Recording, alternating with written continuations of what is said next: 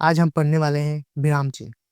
भाषा के द्वारा जब हम अपने भावों को प्रकट करते हैं, तो एक विचार के कुछ अंश को प्रकट करने के पश्चात तथा वाक्य के बीच-बीच में भी कुछ क्षणों के लिए रुकना होता है। इस रुकने को ही विराम कहते हैं। विराम चिन्हों के प्रयोग से वाक्य का आशय स्पष्ट होता है। आइए देखते हैं विराम चिन्ह की परिभाषा। लिखते समय वाक्य के बीच में तथा अंत में इस विराम को प्रकट करने के लिए कुछ निश्चित चिन्हों का प्रयोग किया जाता है, जिसे विराम चिन्ह कहते हैं। हिंदी के प्रमुख विराम चिन्ह निम्नलिखित है। पहला अल्प विराम, जिसे अंग्रेजी में कोमा कहते हैं। जहाँ थोड़ी देर तक रुकना होता है, वहाँ अल्प विराम चिन्ह का प्रयोग होता है। जैसे मोहन, सोहन और श्याम जा रहे हैं। दूसरा अर्ध विराम, जिसे अंग्रेजी में सेमी कोमा कहते हैं। जहाँ अल्प विराम की अपेक्षा कुछ अधिक ठहरना पड़ता है, वहाँ इस चिन्ह का प्रयोग होता है। जैसे सूर्य निकला, चिड़िया चहचहाने लगी। तीसरा पूर्ण विराम, से अंग्रेजी में फुल स्टॉप कहते हैं। वाक्य समाप्त होने पर यह चिन्ह लगाया जाता है, जैसे वह पार आ गया।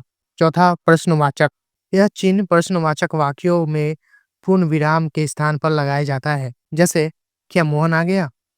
पांचवा विस्मयादि बोधक, दुख, घृणा, सुख, तिरस्कार, आश्चर्य सूचक भावों को व्यक्त करने वाले शब्दों, वाक्यों और वाक्यांशों में यह चिन्ह लगाया जाता है।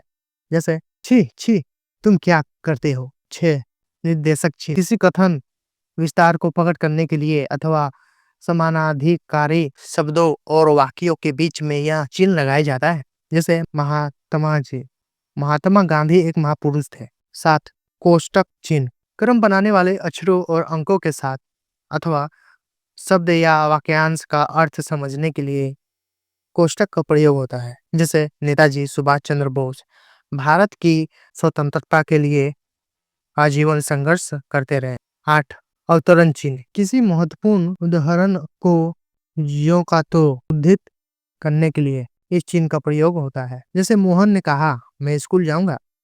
9 योजक चिन्ह, दो या दो से अधिक शब्दों को मिलाने के लिए इस चिन्ह का प्रयोग होता है। जैसे माता पिता, दुख सुख। 10 लोप चिन्ह, जहाँ कुछ शब्द छिपा दिए जाते हैं, वहाँ इस चिन्ह का प्रयोग होता है। जैसे उसने कहा कि मैं मारूंगा। 11 पुनरुक्ति सूचक चिन्ह, एक बात जब बार बार कही जाती है तो इस चिन्ह का प्रयोग होता है। जैसे राम और श्याम विद्यालय जाते हैं, बार बार राम और श्याम लिखना नहीं पड़ता है, इसलिए इस चिन्ह का प्रयोग होता है। 12 संक्षेप सूचक चिन्ह, किसी शब्द को संक्षिप्त करने के लिए इस चिन्ह का प्रयोग किया जाता है। जैसे BA पंडित जवाहरलाल नेहरू।